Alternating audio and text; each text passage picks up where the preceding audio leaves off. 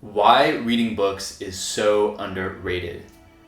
So my previous video was why saving money is so underrated, and I wanted to keep the theme going here with something that's very near and dear to my heart, which is reading. And I assume that most of you guys watching this video read books, but when you look around you, when you talk to people, when you get out there, you realize that very few people read.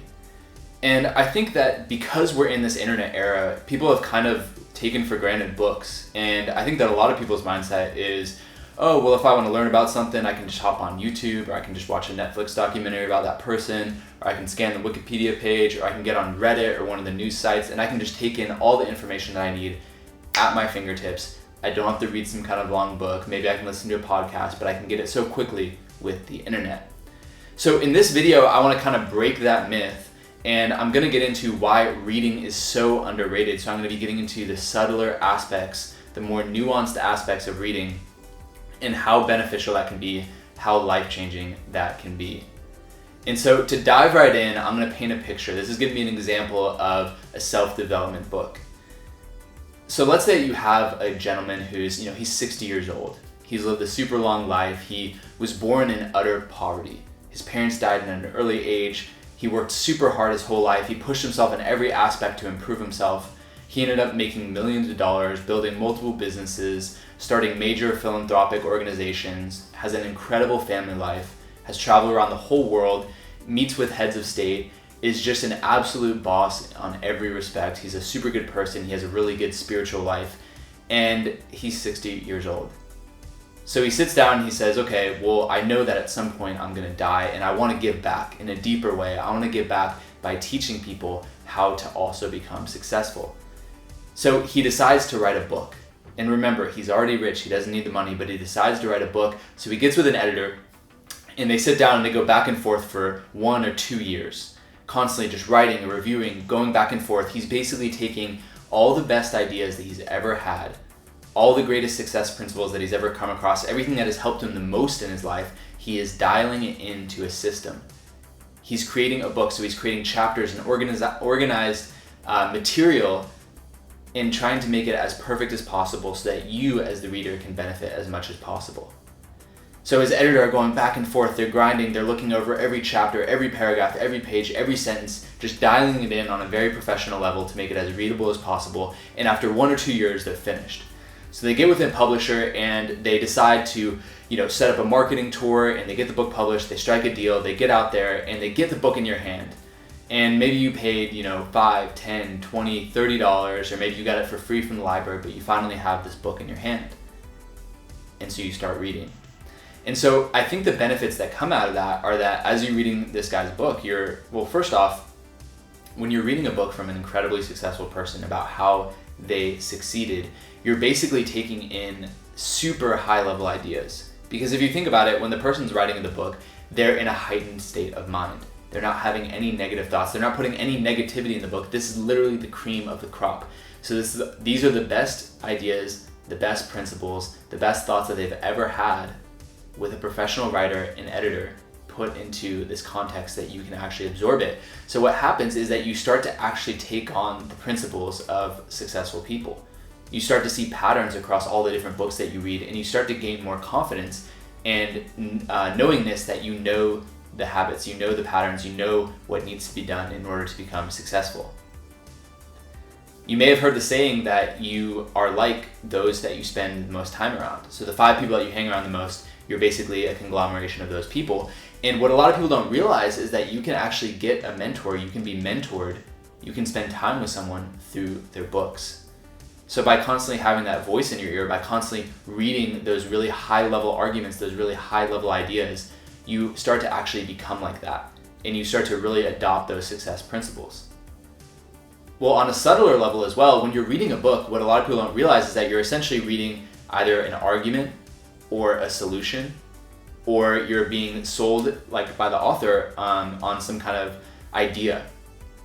And so what happens, just like how you're watching this video, I'm basically trying to sell you guys on the idea that reading is underrated. So I'm putting in all of my influential skills in here, trying to create a readable, digestible, pathway that you can take on to realize that reading is underrated. And so when you're reading a book, a super high level book, you're essentially digesting the content that the writer and the editor has put together.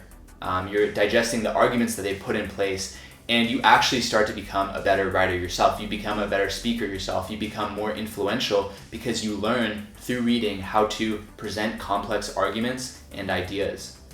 You learn how to articulate yourself better and how to form well thought out sales scripts and processes that you can present to other people. On top of that, reading boosts your vocabulary. So it's well documented, it's well studied that the more words you know, the higher your income. And it's kind of a crazy thing to think about. But what happens is when you read, you start to become more familiar and come across more words. Now, everyone watching this video, you might understand and know what the word ostentatious means, but unless you're reading it on a daily basis, unless you're coming across it often, used in sentences, you're probably not going to bring that up in conversation. But what happens is when you start reading more, it's almost like you're learning a new language. And as they say, when you learn a new language, you essentially get smarter because you're learning a new way of thinking. And the same thing goes when you start to become more in depth in your own language. Because if you think about it, words are essentially sounds that when heard, spark abstract concepts in your mind. So the more words that you know, the more words that you're familiar with, the more words that you can use on a conversational basis, the better you can articulate yourself in a shorter amount of time. So not only does this make you a better writer, but it also makes you a better speaker and presenter, whether that be to a camera or to an audience or to your coworkers or your boss in a workplace environment, but you start to become a better presenter. And what happens when you start to be able to speak better, it's also well documented, well studied, that people perceive you as more intelligent, more attractive, a better leader, higher income, most likely as well. And so if you're able to present and speak with charisma and confidence using intelligent words, articulating yourself well, that helps your life out immensely. And that's part of the reason why I'm doing these YouTube videos, is I want to improve the way that I'm speaking. And a lot of the way that I've been able to speak like this in the first place is from reading books. And so that's just the idea of the self-development book. But of course, there's so many different categories of reading. If you want to, you could spend a year reading the greatest literature of all time, so the greatest fictional books, and becoming very well acquainted with all the greatest thinkers of all time in that respect. But one thing that I found really helpful is that when I was in high school, I actually worked in a bookstore because my dad owned a bookstore. And of course, I did very well in school. But what I loved was that when I was working in the bookstore, I discovered nonfiction books. So I discovered that any subject that you are interested in, anything that you're passionate about, anything that you're curious about, you can actually pick up a book from an expert in that field. Because if you think about it, for any field that exists, all the top experts, all the geniuses, all the best creative thinkers all write books on that subject. And so you can go from being an absolute beginner or amateur in a certain subject, and by simply reading a few books on it, you can become proficient or even an expert in a short amount of time. And so this is incredibly powerful and empowering because you realize that almost all things are skills and every skill is learnable. And books are a very powerful pathway to go down that by educating yourself, by discerning what books you should read and then reading them, rather than being in a school-place environment where you have lectures or you're reading an outdated textbook. And so for myself, I found that to be incredibly valuable. And then also what I've made videos on is reading biographies and autobiographies.